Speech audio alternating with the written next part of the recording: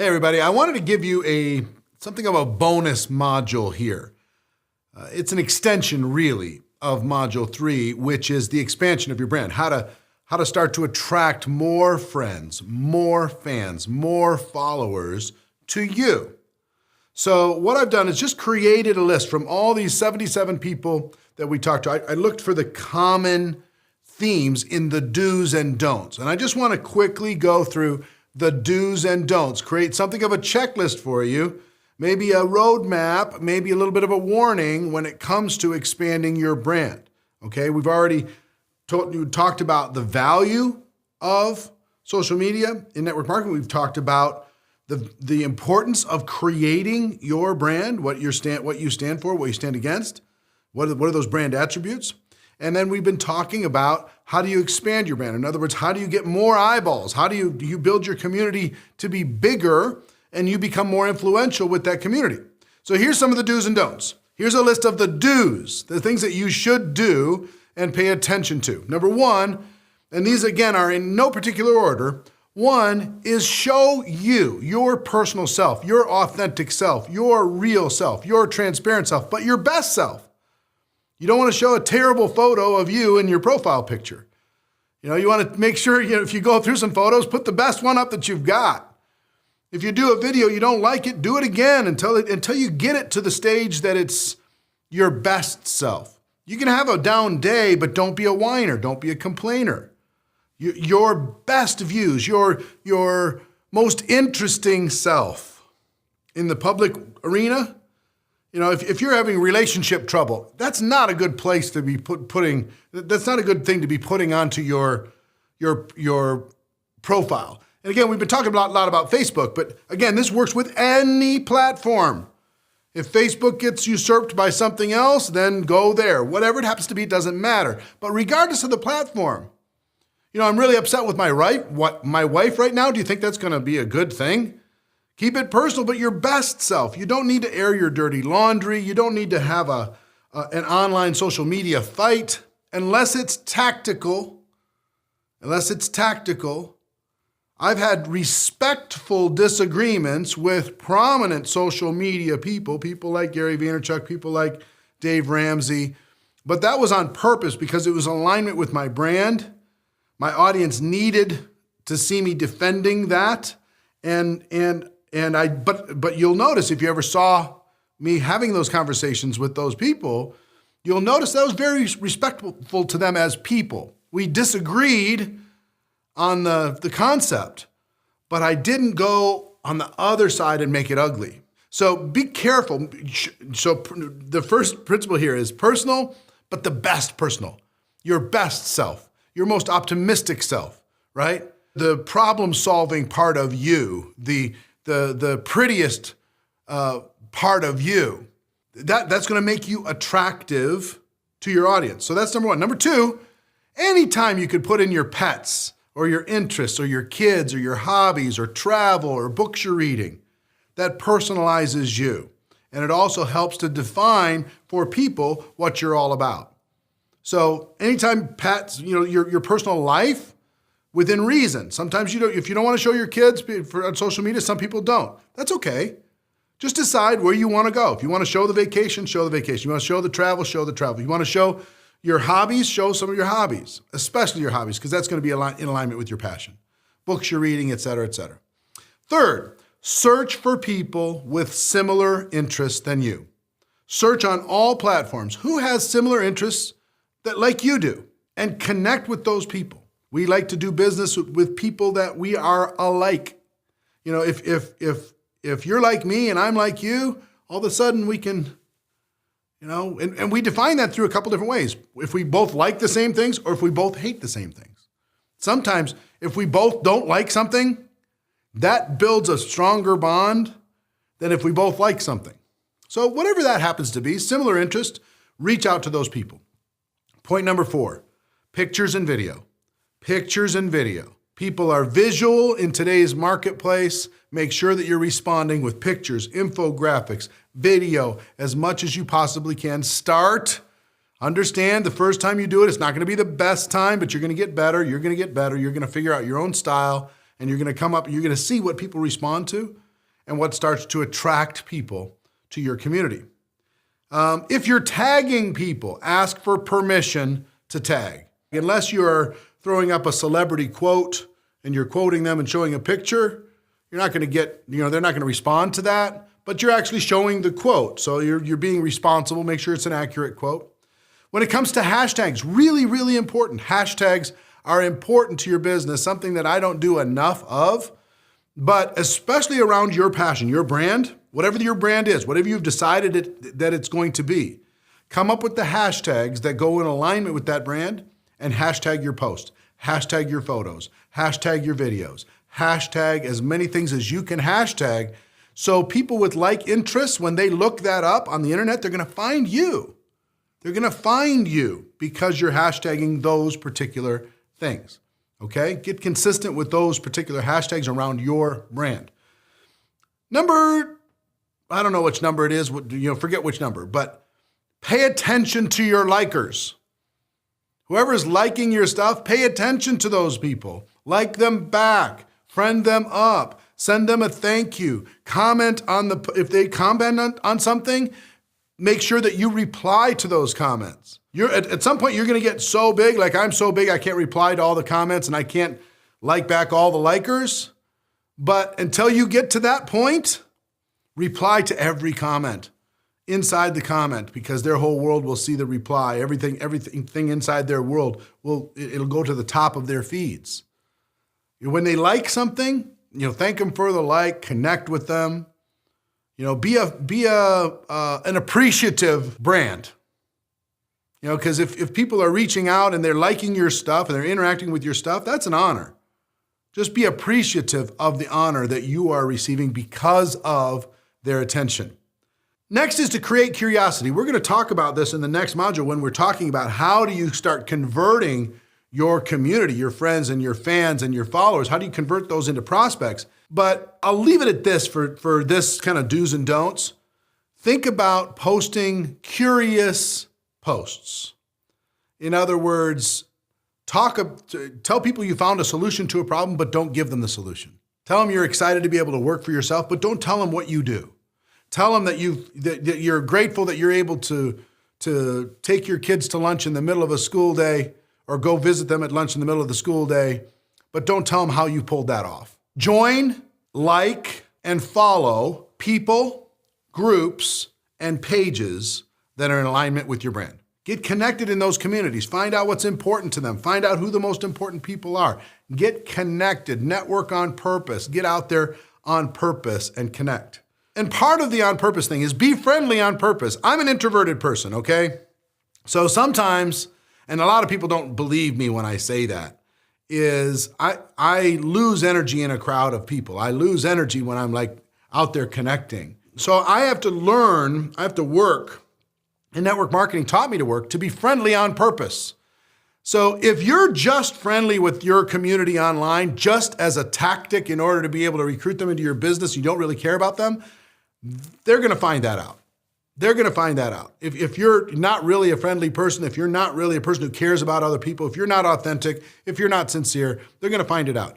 But if you are sincere, if you do really want to help other people with your product or service, if you do want to help other people and you want to grow your business and help them grow their business, if you do care, then just decide to be friendly on purpose. Don't let the internet turn you into a hermit sitting, in the basement of your house in your pajamas, clicking buttons going, ha, ha, ha, I'm fooling the system. I never have to talk to anybody. This is great. Because ultimately, to succeed in network marketing, you're going to have to convert this online relationship to an offline relationship, this virtual relationship to a personal relationship. So you're going to have to work on your skills here, but a really important part of this is to be friendly on purpose, to care about other people on purpose, to be generous with your compliments and your time and your emotions, right? Your interaction on purpose. So that's one, is be friendly on purpose. Ask people to add you. This is an interesting comment because you're going to get limited to the number of people you can add to your community when you're reaching out to people. So when you connect with someone or they like your stuff, they say, hey, do me a favor and send me a friend request and let's get connected. That will help, because if you ask people to add you, that doesn't count against your numbers when it comes to the algorithms inside of the social media platforms. So just as a little tiny thing, ask people to friend you up. Ask people to add you to your community, okay? So another thing, a little tactic down this road, is remove friend requests that you've sent out and people haven't responded to. If you've sent them out and people have not responded and those stack up over some period of time, a reasonable period of time, that counts against you in the social media platforms. So they're going to start to limit you. They're going to start to throttle you down because, again, you're going out there and clearly the people that you're trying to connect with aren't interested in connecting with you. So if you start seeing those pile up, just remove those requests. You can go in there and remove the requests that you've sent out to other people. When it comes to post frequency, post daily. Make sure you're posting every single day, regardless of platform. Today, this moment, the sweet spot is 4 to 6 times a day. Photo, video, interview, quote, infographic, picture, right? Post 4 to 6 times a day. Next, stay in platform compliance. Really be careful that you're not sending out too many friend requests a day, that you're not posting in too many groups. If you get flagged, throttle it back. This is a long tail game.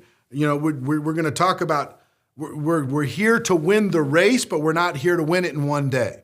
You're going to be building a brand, but you're not going to build a brand in one day. You're going to expand your influence, but you're not going to expand your influence in one day.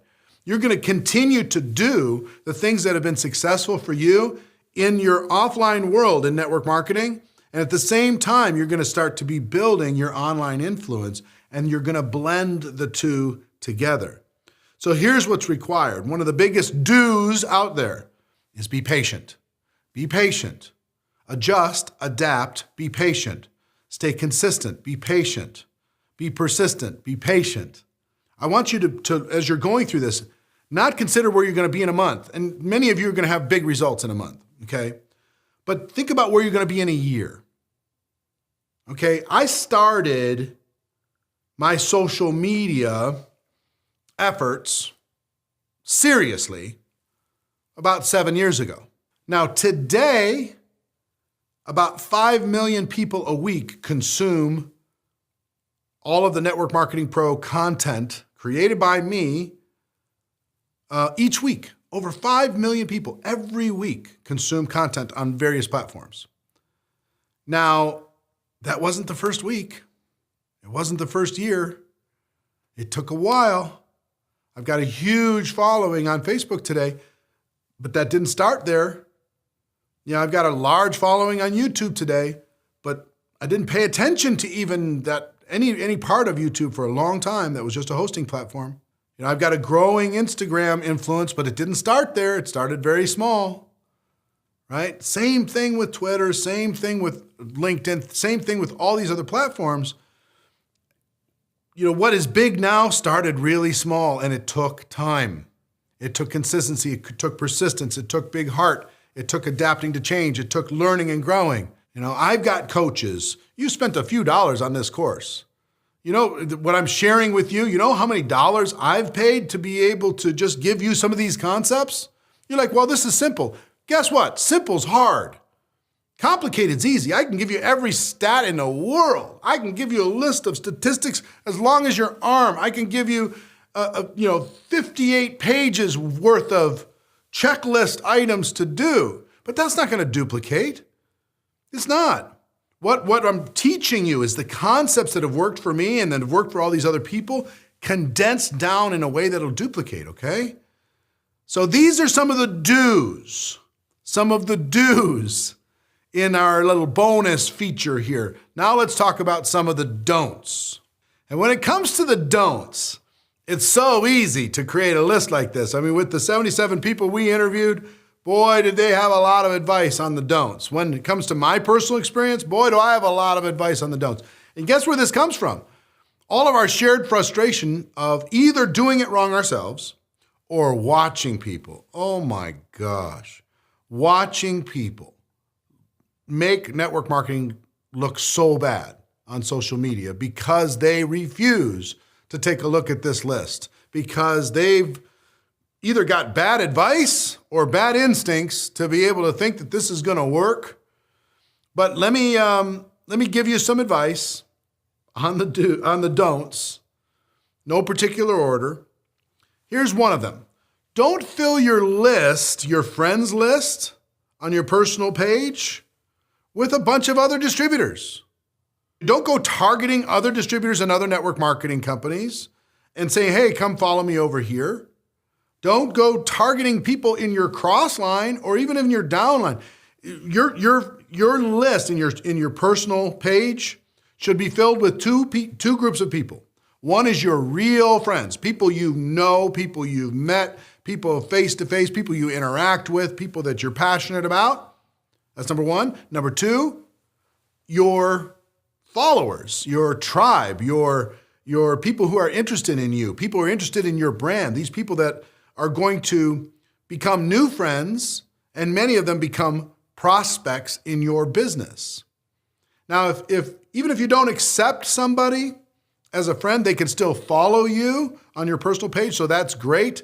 But you want to make sure that people who want to follow you, that could potentially become a great prospect, that you have room in your list of friends in order to be able to add them. Because once you do that, you can turn on their notifications. You can start seeing their posts. You can start interacting with them in a more meaningful way. You can start liking and commenting and private messaging and doing a whole bunch of things that are much easier to do with your friends than you can with your followers, okay? So don't fill up your friends list. Just don't be in a race thinking, because that's what I did at the very beginning. I raced to 5,000 people as fast as I could get there because that was like social credibility to me, right? It's not. Guess how many I have today? About 3,000.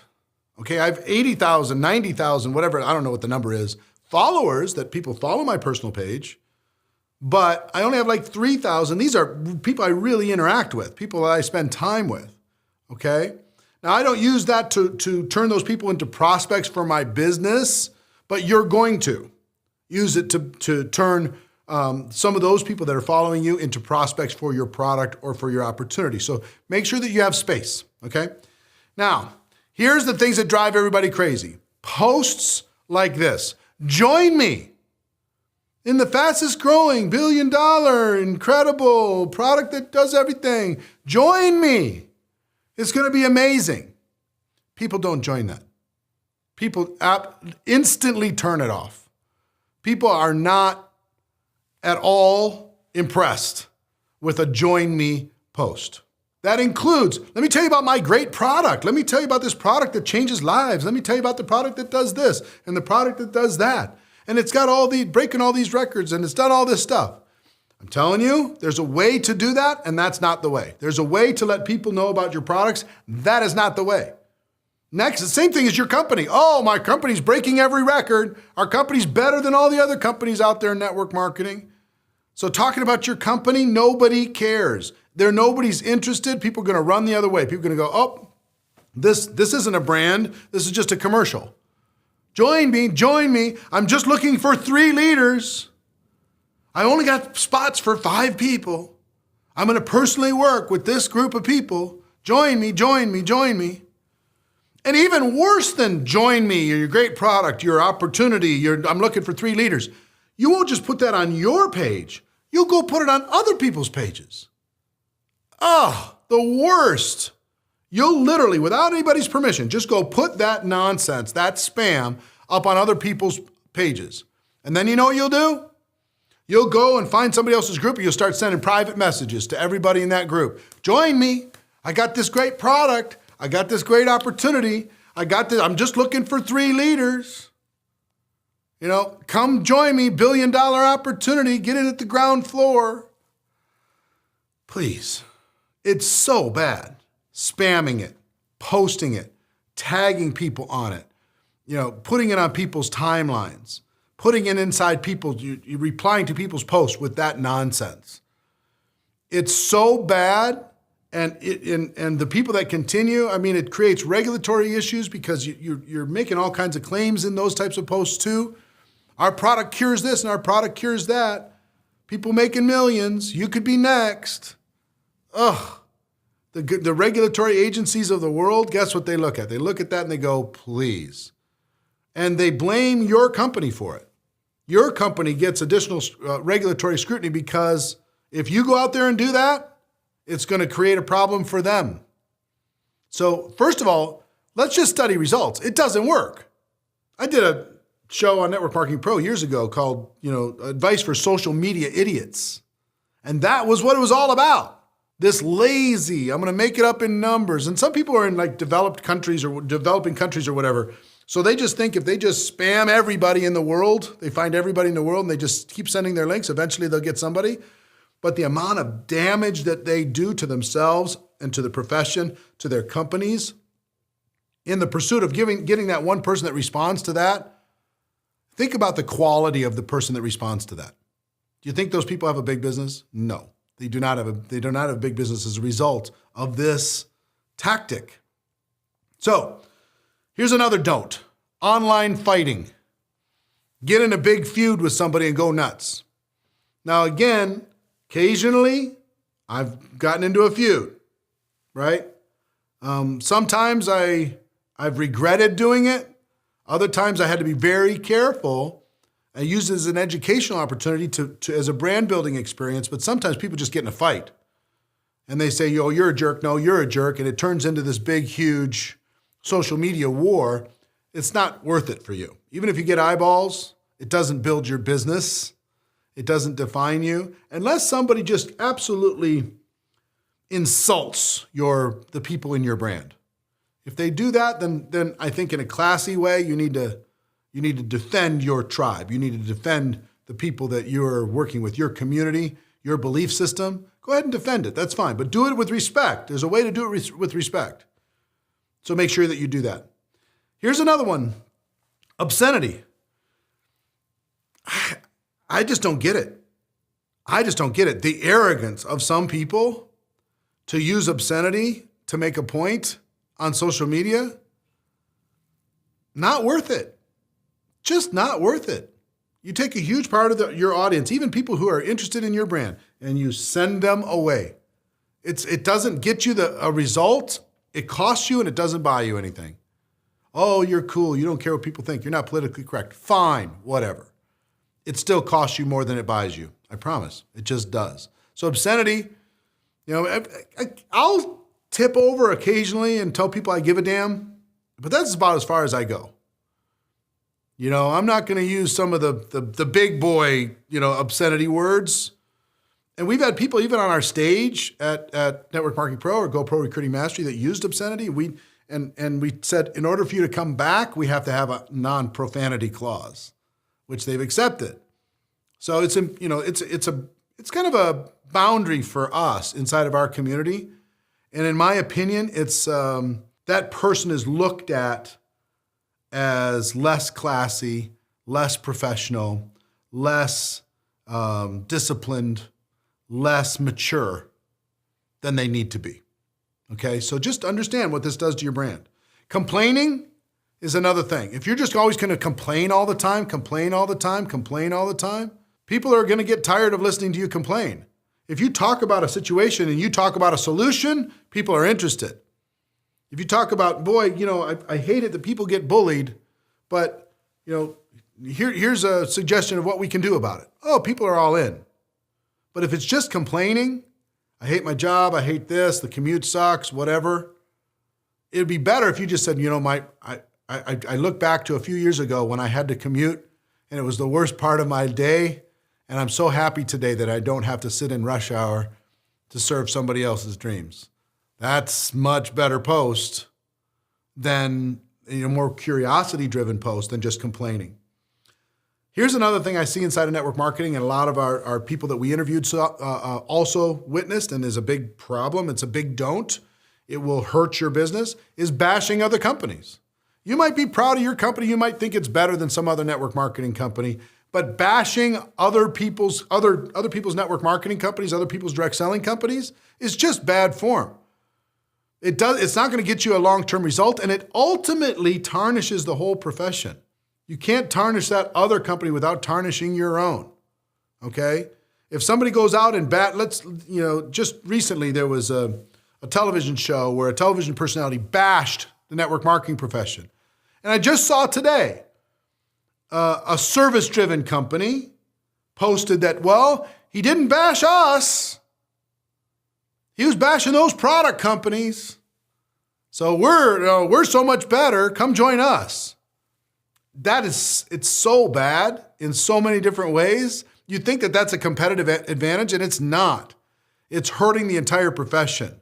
Now, if you want to talk about people escaping the matrix and being stuck in a cubicle that they don't like and working for somebody that they don't respect, that's one thing. But bashing each other is another thing. Also talking about bashing jobs. Some people just really like to bash jobs. In other words, talking down on people. Oh, if you go and get a college degree, you're a sucker. Or if you have a job, then you're just one of you're stuck in the matrix and you're part of the problem.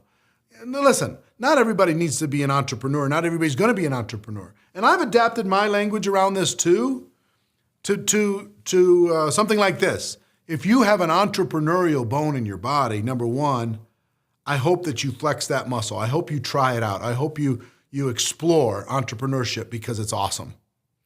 And two, if you're going to do it, network marketing, in my opinion, is a better way. Okay, it's better than the other options that are available to you. But I don't say you're an idiot because you're sitting in a job.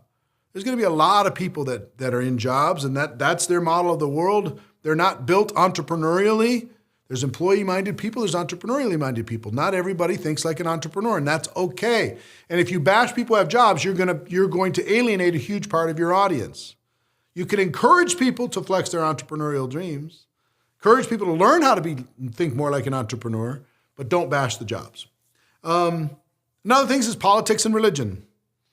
Going through any political cycle, you're going to have an opportunity, and you're going to feel the need to get, to weigh in your opinion. And here's what's going to happen. What's going to happen is people who would normally be attracted to your brand, all of a sudden are going to say, oh, you're on that other side. Whether it's religion or politics, it's not worth the conversation unless that's your brand. If you want to be all Catholic all the time, go for it. If you want to be all Democrat all the time, knock yourself out. If that's what you want your brand to be, but just know that your brand's just going to be that. And you're only going to attract that group. That's fine. But just make sure it's a conscious choice. In your post, what could it buy you and what could it cost you? If the cost potentially is more than it would buy you, be careful in the post that you put in politics and religion. The biggest don't be boring. Don't be boring. Find a way to be interesting. Find a way to put a little jump in your step. Find a way to put a little sparkle in your eye. Find a way to have something interesting. People are looking for something interesting, and their attention levels are so low that you've got to jump out of the page a little bit. Make sure that when you're finding content, you're finding interesting stuff, that you're making interesting comments, that you could be provocative without being boorish. You can challenge people's ideas and thoughts and premises without necessarily calling them an idiot, okay? So don't be boring. Just find a way to be interesting. Jump up and down a little bit. It's okay. You see these people being a little bit out of the box, that's fine. You talk to Richard Branson, he said, sometimes you need some people that are a little bit out of the box. Think about the people that are interesting, the interesting brands. They're not middle of the road all the time. They're a little cutting edge, and it's okay for you to be a little cutting edge, just so long as you're not offensive in your cutting edge. Unless that's a choice that you literally say, oh, I choose to be offensive. That's going to be my brand. Hey, that's up to you. And another big one, another don't, to kind of wrap this bonus module up, is don't lie. Don't stand in front of a car that's not yours and call it yours. Don't take a picture in front of a house that's not yours and call it yours. Don't say that you're at a level of success that you're not at. Don't show a one-time bonus and tell everybody in the world that that's what your monthly income is, right? Don't lie about your level of success. Matter of fact, now more than ever in network marketing, we need to be careful about the appearance that we give to income claims. That we tell people it's so easy, it's so simple, and look how much money I'm making. There's income disclosures that need to happen inside of our profession so people understand the landscape. Not everybody succeeds. That's true in every entrepreneurial endeavor. We're no different. We just have a lower price of entry and a bigger support system and a better backup system in case it doesn't work out. That's what we have, okay? So make sure that you're not representing yourself to be something that you're not, because here's what the internet will do. It will expose you.